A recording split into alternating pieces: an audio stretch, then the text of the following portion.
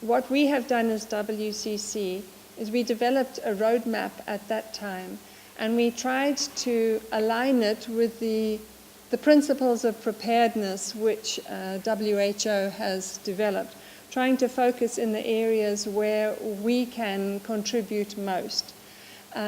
We have tried to engage and develop this collaboration partnership with many people in the room here and with others.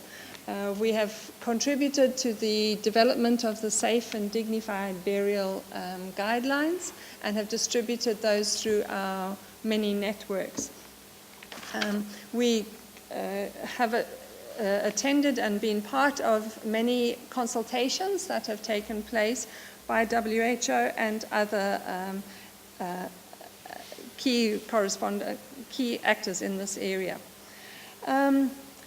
We've tried to, what I just wanted to draw up is that WCC does not only represent church leadership and a worldwide Christian body. And sometimes people tend to think of WCC as just that area. It also has this extensive network of health service delivery. And they are contributing to a substantial proportion of national health care across Africa. And often they are the only points of health care in the more rural and remote areas of the various countries in which they are found. In addition, WCC is involved in many, many other areas, such as justice and peace and climate change and international relationships and interfaith relationships, etc., and through our partners in development and relief efforts.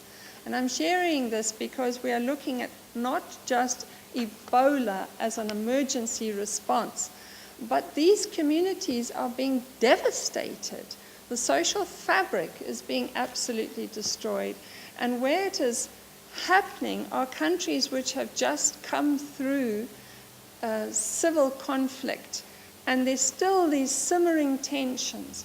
And Ebola can be a very political and diversive condition in an area where you've got tensions between the government and the opposition and all the other forces that are at play.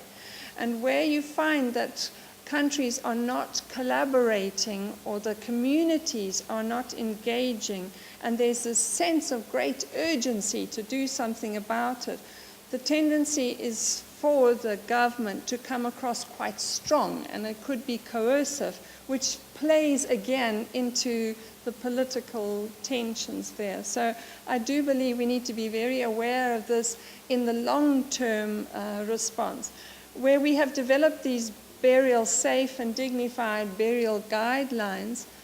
As important as they are because of the emergency way of having to protect people being infected from the dead body, the importance of communities really accepting that and understanding it and claiming that this is what we have to do is huge because of the long term. You don't want this to come back and be a difficult element because it was imposed, and that goes counter to culture and so on. In the past 2 months, we have engaged with our members across Africa, and it's very clear that the church is not good at showcasing all the many activities and the humanitarian responses with which it is involved. There's very much this case of the right hand doesn't know what the left hand is doing because churches are not in the habit of advertising or boosting what they do. But the downside is that very often people don't know how much the churches actually are doing. And then you have these less well-informed religious people who will stand up and make kind of outrageous statements, which then people think this is the voice of the church. And that's not the case at all. If you look at our church, health providers have been in the front line since before day one and have a considerable number of the deaths of these healthcare providers in both Liberia and Sierra Leone are actually those of the Christian health workers. So as WCC, we have sought collaboration with the UN agencies and participation in all these different consultations. We have initiated mapping studies of the church health facilities, their capacities and their coverage in the affected countries. And we've been sharing this information as it emerges. And we are doing it more intensively very soon. Not only are we trying to map in the affected countries, but we want to look at the countries which are bordering the most affected countries and eventually the whole of sub-Saharan Africa. One of the reasons why there was a delay in response was because nobody knew who was doing what and where.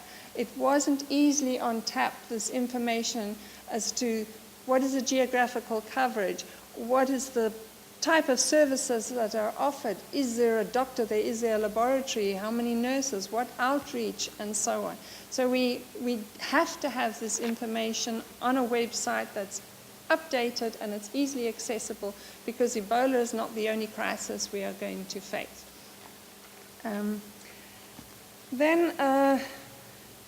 We have developed a communication strategy on Ebola. We've launched a newsletter, Facebooks, WhatsApps, and many other methodologies to get this information out through our huge networks. And we've been in contact with many funding agencies to assist with rolling out, cascading down, and scaling up in the multiple areas that need addressing. And I do pay tribute to our church faith-based funding partners who have really stepped to the table. We've got plans for disaster preparedness training in our church health associations across Africa to develop focal nodal points where we have well-trained centers and staff there who can be called upon in the event of an emergency or as a distribution point. But I think it's really, really important that we don't look at this as a one-off. This needs to be redone every few years, that we keep it up with the latest technology, the latest channels, the latest whatever, and so that we don't get caught on the back foot again. Disasters come in many forms and they come immediately. So when we had that meeting here on the 29th of September, it was a kind of global collaboration, and we were advised, take this down to the regional and national level. We had a meeting with Dr. Fukuda, and he made a very important observation. He said, with the setting up of the United Nations, the UNMEA in Ghana, with all this collaboration, the military personnel coming in, and the logistics, and this construction of all these treatment centers, isolation centers, putting in the logistics, sending in the protective clothing, the laboratory staff, the personnel, it can only go so far. And the last mile is the most difficult to cross, and that is where you find the faith communities. Those are the people who engage with the communities, who are trusted, they are the gatekeepers, and without community acceptance, everything else is frustrated.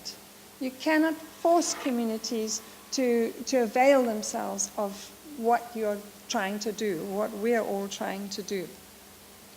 So we followed this up with a consultation in Nairobi. I just came back yesterday from it. It's been this week here. And what we did is that we took a band across Africa, from West Africa, excuse me, to East Africa, including Central Africa, Congo, DRC, South Sudan, and Central African Republic. And we brought together all the senior leadership of the church health associations, of the councils of churches, the religious leaders, theologians. We had representation from the Muslim community, the All Africa Conference of Churches, representative to the AU, and our UN agencies, and I particularly pay tribute to Sally, wherever she's gone. And we brought people together to look at these issues of how do we coordinate, what is actually happening in all these countries across there. But not only did we want to look at how do we coordinate better, but was this preparedness. How do we firewall the non-affected countries from those that are affected? And how do we prepare? And we did a questionnaire with everybody prior to starting it, just asking questions personally about what are your sources of information on Ebola? How prepared do you feel? Where have you had training from? Have you heard it talked about from the pulpit? Are the faith-based organizations involved in the national trainings and information dissemination and the international agencies? And I'm sorry to say that, broadly speaking, although the faith community is doing quite a lot, they are not involved, they are not invited to be part of these national strategic plans. And it's trying to claim that space because of the huge reach that they have and the health services that they provide. And then we made a connection to the affected countries because we were not able to bring them there. And also of interest was that a number of our participants coming from West Africa, from Benin, from Mali and Senegal, were not allowed to board the plane to come. And the reason given was that they didn't have a visa.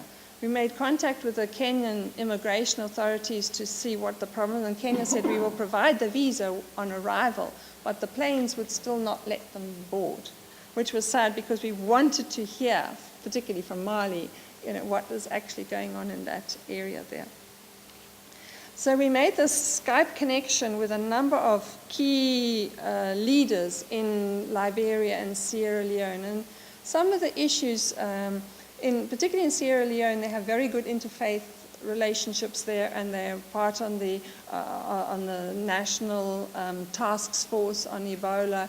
And they said very strongly it's important to have this interfaith collaboration and to be represented on these task forces. Liberia, they expressed a serious concern, which is in line with what Alan brought up. They're seeing a lot of money being poured in with helicopters taking people around the country to see what's going on, and they're wondering how much of that is actually trickling down to the people on the front line who are carrying out the activities. She quoted, both in the written stuff in discussion, was that people from some of the volunteers from burial teams, there were some which hadn't been paid for 3 weeks, and so they deposited the bodies outside the offices of the people who were supposed to pay them. And they're saying, why? Why have they not been paid? They are so essential, and what they're getting anyway is not a huge sum. So these were concerns that were being raised there. So it was very helpful hearing from them on the ground. But as I said, this objective was not just on collaboration, it was on preparedness. So we developed, they worked very hard and developed a roadmap, both for the religious leaders and for the health providers, to look at how do they strengthen within their own networks and with their own areas of responsibility what is already there, to find out what is not happening, and where are the strengths, the gaps, and how to collaborate more together.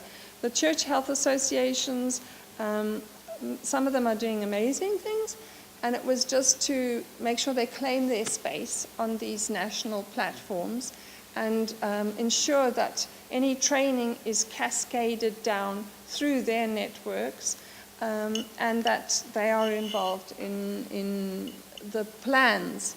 The religious leaders themselves can be hugely helpful to what everybody is trying to do, because it's not, as the General Secretary mentioned earlier in discussion, that it's not just about involving them in the burial procedures. They are there for the long haul in the accompaniment. They're the ones who provide the psychosocial support. And one of the issues that came up is we hear that some of these burial teams arrive drunk. And is it is it surprising at all? Some of these are just young people. They might have been well trained in how to do this, but how traumatizing must it be for them to be burying people, maybe 15 in the daytime? Where's the psychosocial support for them, the time for them to download and deal with what they're having to face on a daily basis, and then they don't get paid and so on. So these were issues where our faith leaders can play a huge part. They want to be part of the burial teams, not just performing the service there, but they want to be on call. We'll have rosters that they'll be available, and they're there for the accompaniment thereafter. And also there's this whole issue of the children, and how are the children going to be reunited with families when many of the families don't want these children because of fear, this fear factor. The religious leaders play a huge role in stigma and dealing with stigma and discrimination, and which we've seen with the HIV response. We brought in representation from Zimbabwe to share how did the church respond during the cholera epidemic. This was another contagious disease. How did they deal with giving communion or anointing the sick or the peace sign in church, and various things that were very practical about ensuring that you don't have more than 5 people sitting on a pew so you're not crowded together, and they had very practical, and they came up with religious texts where they can help people understand that there are different ways that people can be blessed and healed without necessarily having to touch, which is very important. So, some of the other things they identified, which was very important, was it's not just about Ebola and protection and so on. We have to look at those social determinants to health, which is creating this problem in the first place. So many of those communities don't have access to portable water, to clean water, let alone the sanitation issues. They don't have generators. They're delivering babies with a cell phone light. And they have one ambulance that's dealing with everything. And so these are real issues on the ground, which they said, please don't forget about those when you're talking about the Ebola response, because that's an ongoing, the communities live in that situation. So they had a message also that they wanted conveyed with some of the issues, saying that faith-based organizations in Africa, both the Muslim and Christian, reach some 80% of the population through their grassroots structures. And they carry considerable trust with communities because of their historical presence and accompaniment. Please collaborate with them in developing and disseminating the messages. The health service providers of the faith communities provide on average 40% of the health services across Africa. And again, they carry the trust of the communities. Include them in the technical working groups at national level and at the UNMEA level, in the logistical planning and, for example, the distribution of the PPE equipment. Include them in the trainings. Remember the people living with disabilities. How are they accessing the information? A blind person has to be led by somebody else, but we mustn't touch. So these were the various issues they rose. And the other thing was this concern about this lack of accredited laboratories in countries. There are many countries, including my own country, which does not have a testing facility on hand for hemorrhagic diseases. So the specimen has to come from whichever region of the country it is to the capital, transported to another country where it is tested, and the results conveyed back. When you're dealing with a disease as rapidly debilitating as something like Ebola, where in 3 weeks you can be dead, how much time is lost in this, and the contact tracing and so on. So it was a real plea for more accredited laboratories. So in conclusion, I just wanted to say that the secularization of the West should not be dismissive of the realities of faith in Africa. Whilst it's essential to work on addressing logistics and statistics, the importance of relationships must not be undermined. and these relationships should not be exclusive. Investment in relationships with the gatekeepers of the communities and those who are most trusted by the communities is not just desirable, but it's essential if all the massive UN efforts are not to be frustrated. So thank you for all that you're doing.